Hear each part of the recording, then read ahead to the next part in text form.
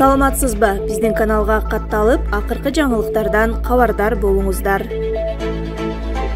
Аркардын белдиги же Текебаевдин үмүт кербенинен. Парламентке келчүбүз деген саясий партиялардын үгүт кербендери ар биринин дараметине, кадырына, капчыгына жараша кылдыр-кулдур болуп жатат. Текебаевдин ата мекени Баткенде аттап-путтап өтүп, Жалал Абадка кирип келди. Өмүрбек Черкешевичтин жолгушууларда сүйлөгөн сөзүн уксаңыз тимеле шилекей агат. Робин Гуд менен Че Гевара биякта эле калат. Бирок 30 жылдан бери келатам деп өзү айткандай, Текебаев коомдук социалдык лифти үчүн ошол 30 жыл ичинде реалдуу эмне жасады? Муну деталдаштырсак өтө узун сөз.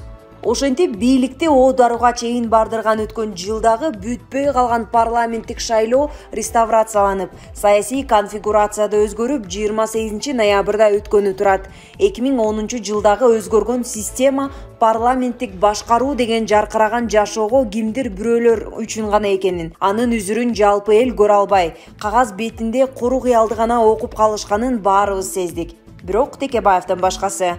Эгерде бул Текебаев айткан реформа жасадык дегенге келсек, макул, анысы адамзат генийлеринин эмгектерине таянылып даярдалганда да, аны ириде ишке адам ашырышы керек эле. Муну 2010 жылдан кийинки парламент ушунчалык бийик статуска ээ болуп туруп, ал даражаны элдин эмес, жеке кызыкчылыктарына пайдаланып, агуй акыры бизнес борборго айланып деле калды. Парламенттик системадан жаралган эл өкүртөрлөрүн эл көрөлү деген көздөрү деле жок калды. Ошол системаны жаратуучусунун атасы делген Өмүрбек Текебаев болсо дале моюн бербей, катып калган баш мыйзамын азыр да мактап жүрөт. 2010 жылдагы биз киргизген конституция карапайым адамдарды төргө өткөргөн деп бүгүн эле алабукадан балп эткирди. Негизи Кыргызстан эгемендик алган жылдардан бери 2 революция чыгып, акыркысында убактылуу бийликтин конституциялык реформага баруу керек. Ошентсек жамы журт жыргайт дегенине ишенген эл. Натыйжада болсо, анархиялык мүнөздөгү коррупцияланган Кыргызстанда Евро-Американын моделине таянылган система жемишин берберин убакыт тастыктап жатат. Булак Назар Ньюс Чекит.орг. Бишкек тайгактан арылуу үчүн 354 тонна туз себилди. Бишкек шаарында тазалык жана Бишкек жашыл чарба кызматкерлери аллеяларды, жөө өтмөктөрдү, жолдордун жээктерин кардан арылтууда. Бул туурасында кала бийлиги маалымат берди. Маалыматка караганда, коммуналдык кызмат түнкү 1:30 бери даярдыктарды көрүп, жолдогу абалга мониторинг кылып турду. 2:00 тазалык кызматына 37 техника, 28 кар күрөөчү техника, 4 универсалдуу техника, 5 кичи трактор ишке киришти. Жалпысынан 354 тонна туз себилди. Учурда тазалык жана Бишкек жашыл чарба кызматкерлери аллеяларды, жөө өтмөктөрдү кардан арылтууда. Көчөлөрдөгү коопсуздукту Бишкек шаардык милициясы жөнгө салууда. Борбор шаардын тиешелүү бийликтегилери жолдогу кырдаалды карап турат. Булак репортер Чекит Кейжи. Камчыбек Ташиев шайлоо тууралуу катуу эскертүү берди. Камчыбек Ташиев алдыдагы парламенттик шайлоодо административдик ресурс колдонулбай турганын айтты. Ал бардык мамлекеттик кызматкерлерге эскертүү берип, жетекчилик кызматтагылар тургай катардагы адистер дагы шайлоого байланышкан иш-чараларга катышууга, бул процесске кийлигишүүгө акысы жоктугун белгиледи. Эгерде сөздү укпагандар болсо, анда жазаланышат. Ал эми добуш сатып алуу боюнча бардыгын элдин эркине, тандоосуна коюу керек деп эсептейт. Байлар, акчалуулар буга чейин акчасына, аброюна таянып, каалагандай шайланып алгандар эми трюкка ишенбей эле коюшса болот экен. Акча менен добуш сатып алган заман өттү. Мындан ары бир гана акыйкаттуулук туусун желбиретет, деди Ташиев. Мына ушундай учурдун келишин биз эл да күткөнбүз. Адилеттүүлүккө басым жасагандар бийлик бутагында турганда, акырындык менен өлкөбүз таза, мыйзамдын нугунан чыкпаган, акыйкаттуулук сайран курган коомго ээ болот. Токтогул суу сактагычындагы суу кыштан чыгууга жетет, бирок бир шарт менен. Эгерде бардык облустар коюлган чектөөлөрдөн ашыра пайдаланбаса, Кыргызстанда кышында электр энергиясы мал-малы менен өчүрүлбөйт. Бул тууралуу Улуттук энерго холдингдин башкаруучулугунун төрагасы Таалайбек Байгазиев маалымат жыйынында айтты. Лимитти сактоо туурасында айтпасак да бүгүнкү күндө Кыргызстанда электр кубатын колдонуунун көрсөткүчү былтыркы жылдан ашып кетти. Үнөмдөө боюнча чакырыктын майнабы аз болууда. Эл көп жагып, калк тараптан түшүнүү болбой жатат, деди Байгазиев. Ал электр кубатын Чүй облусу менен Бишкек шаарындагылар арбын колдонуп жатканын айтты. Булак Коом Чекит Пресс. Масадыков: Кыргызстан Талибан өкмөтүн тааны элек.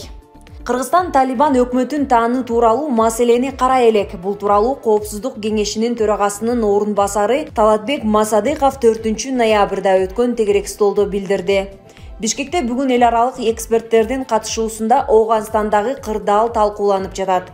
Кыргызстан Ооганстанды Талибан тобун тааны элек, бирок биз Ооганстан менен диалог жүргүзүшүбүз керек. 23 сентябрда Кабулда болдук. Өткөн жумада мен дагы барып келдим. Ал жакта Ооган өкмөтүнүн жана күч органдарынын өкүлдөрү менен жолугуштум, деди Масадыков. Талибан Кыргызстанда тыюу салынган уюм. Аталган топ быйыл 15 августта Кабулду өз карамагына өткөргөндөн кийин өлкөнүн дээрлик бардык аймагына үстөмдүгүн орноткон. 7 сентябрда жаңы өкмөттүн курамын жарыялаган. Булак Марал ФМ Чекит Кейджи. Балдар үйүнүн бүтүрүүчүлөрүнө батир берилди. Бишкек шаарынын мэри Айбек Жунушалиев райондук администрацияларда жашоо шартын жакшыртууга муктаж каттоодо турган балдар үйүнүн 6 бүтүрүүчүсүнө батирлердин ачкычын тапшырды. Мындан тышкары турак жай маселелери боюнча коомдук комиссиялардын курамына балдардын укуктарын коргоо боюнча ыйгарым укуктуу орган катары Бишкек мэриясынын райондук социалдык өнүктүрүү башкармалыктарынын өкүлдөрүн киргизүү чечими кабыл алынды. Булак Марал ФМ Чекит Кейджи. Садыр Жапаров шайлоону таза өткөрүү боюнча жарлык чыгарды. Кыргызстандын президенти Садыр Жапаров 28 ноябрда Жогорку кеңештин депутаттарын шайлоону эркин, таза жана ачык айкын өткөрүүнү камсыз кылуу боюнча чаралар жөнүндө жарлыкка кол койгонун басма сөз кызматы кабарлады. Жарлыкта министрлер кабинетин жана аймактардагы жергиликтүү бийлик өкүлдөрүнө шайлоону таза өткөрүү боюнча талаптар жазылган. Анда бардык талапкерлерге бирдей шарт түзүү жана мамлекеттик кызматкерлердин үгүт иштерине кийлигишүүсүнө тыюу салынган. Борбордук шайлоо комиссиясы жана бардык укук коргоо органдарына шайлоонун мыйзамдарына көзөмөл жүргүзүү тапшырылган. Айрым оппозициялык саясатчылар бийликчил партиялар бар экенин айтып, административдик ресурс колдонулушу мүмкүн экенин айтып жатышат. Кыргызстанда парламенттик шайлоо 28 ноябрда өтөт. Жогорку кеңеш эми 90 депутаттан куралат. 5 жылдык мөөнөткө шайланат. 90 депутаттын 54-ü партиялык тизмеден, 36-сы бир мандаттуу аймактардан шайланып келет. Шайлоодо атсалыш үчүн 21 партия каттоодон өтөт. Кальмар оюну сериалынын стилиндеги кечеде атышуу болуп 8 киши өлдү. Панама өлкөсүнүн Санта-Ана шаарында Кальмар оюну сериалынын стилиндеги кечеде атышуу болуп 8 киши каза болуп, дагы бир нечеси жаракат алды. Бул тууралуу чет элдик басылмалар жазышты. Маалыматка ылайык, каргашалуу окуя 29 октябрда болгон. Атышууну 2 жаат болуп урушуп жаткан кылмыштуу топтун мүчөлөрү ачкан деп болжолдонууда. Жалпысынан атышуу учурунда 5 киши окко учуп, дагы 3 адамдын сөөгү жакын жердеги таштанды челектен табылган. Булак Коом Чекит Пресс.